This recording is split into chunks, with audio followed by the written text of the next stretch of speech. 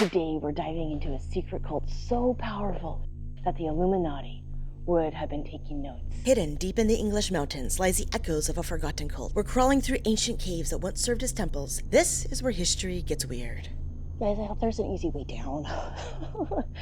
What am I doing? I don't know if this is a good idea. But we're doing it because we love the Roman Empire.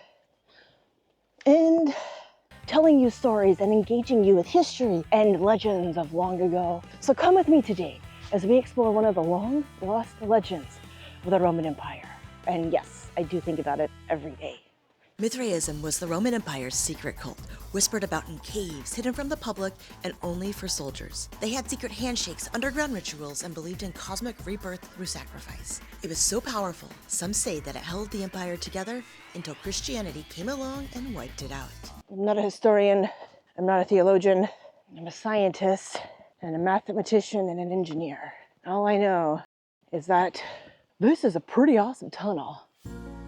For hundreds of years, Roman soldiers would meet in temples like this, secret at night, chanting, doing their rituals. Altars, maybe right here, set up to celebrate Mithras, the powerful Persian god. As the Roman Empire expanded, they absorbed a lot of cultures, and sometimes a god would sneak in with them. Now, Mithraism was a cult of the men of the Roman Empire, and it's likely what made one of the things of the Roman Empire so strong and so powerful. This cult full of men bonded the soldiers together. Now, it all started with a handshake, right? Handshake to get in the club. And then after that, there were 6 additional tiers of initiation rites. And at the end of the initiation, here's what I find really interesting. Basically, the person was fully submerged in a bath, fully cleansed of everything that Mithras did not approve of.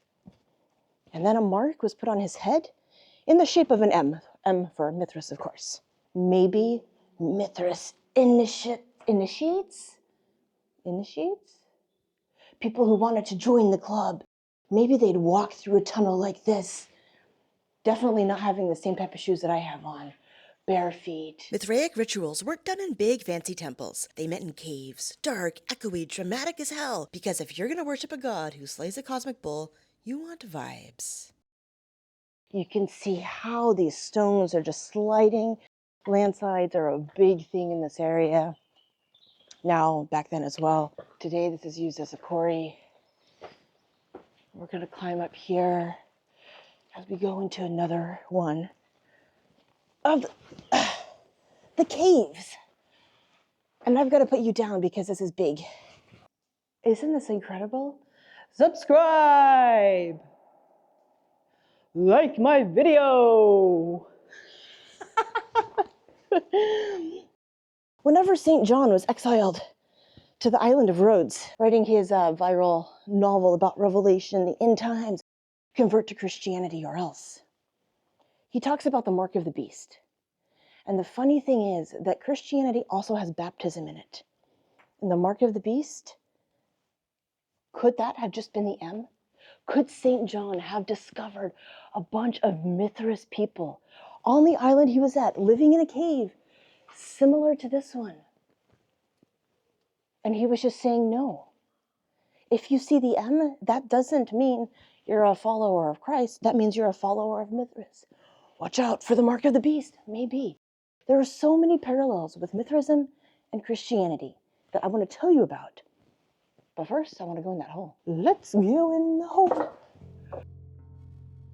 Can you imagine this? Back, in the year 100, 200 AD, a bunch of people sitting in here. All of these walls would have been painted white, and there would have been all sorts of feasts, dining together.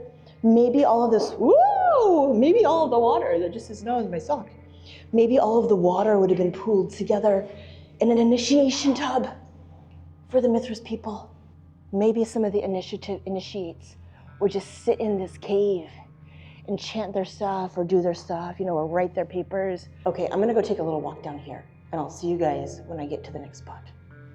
Wow, okay, my camera doesn't do that good in dark, and not That's probably a skill issue on my side though, and not necessarily DJI's problem. So what did we find in that cave? A lot of water. And like as we went further and further in the quarry, it just got more and more deep with water, so I decided to turn around. So at the end, it's probably very cool. I just don't have the gear for it. So Mithraism had so many parallels to Christianity. The baptism, being marked, which is what happens in Catholicism, after the Eucharist, during a holy event, celebrations around big holidays. The biggest celebration for Mithras was around St. John's Eve, which is a very religious holiday for some Christianity. Christianity borrowed a lot of things from Mithras to gain momentum over the Roman Empire. Philosophers and historians today think that Mithraism, may have actually taken over the Roman Empire if they allowed women into it instead of just YouTube blogs. Now, while it was mostly a cult based on spoken tradition and everything else, not a lot of stuff is left with it because it was destroyed after Christianity took over. Look at this, guys. We have another tunnel.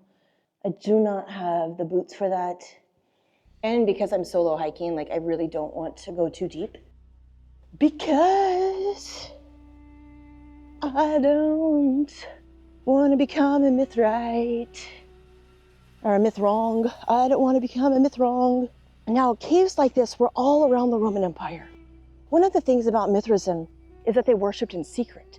And see, there's another connection with Christianity, because there's a thing with Christianity that commands people to worship in secret. Don't make your religion about others. It's your own personal belief. And that was true with Mithraism. The other thing I find interesting is Sunday ritual meals. See, Sunday meals weren't a thing of Judaism. No, those happened on Friday night and on Saturday. Same with Islam. But Sunday, historians think, came from Mithraism. See, on Sundays was when the Mithras people, they ate, they had feasts, they had a sacrifice. They bonded together and they renewed their vows. Maybe elders of Mithras, the ones who would climb to the very top ranks, lived in a little hut like this. The Romans were very, very innovative with how they used things around them. Stacking up slate, which is very common to this area. Just blunk, blunk, blunk. I think we should go inside. I think we can make it if we walk like a duck. I'm glad I'm short. Whoa! Okay, I walk like a duck. My backpack is not a duck size. Okay. Look at this, guys. Welcome to Vagabond Chronicles. We're in a tiny house. This is perfect. Man, dude, if I was a Mithras leader, this would be all I would need. I would sleep right here. Broop. I'd have a little candle here, and I'd have my book right there. Wait, no, Mithras didn't write things on books. Why do we have a tree in here? This is amazing. Guys, was this an old Mithras tree? Probably not. I don't think it's been here for 2,000 years. But what if it has? This is incredible. The Roman Empire fascinates me. Something that didn't eradicate the religion or the languages of anybody else. It merged in. And that was its strength. Its strength was diversity and ensuring that all of the people, all of the cultures that were involved in building the empire and inhabiting it felt like that they could be themselves.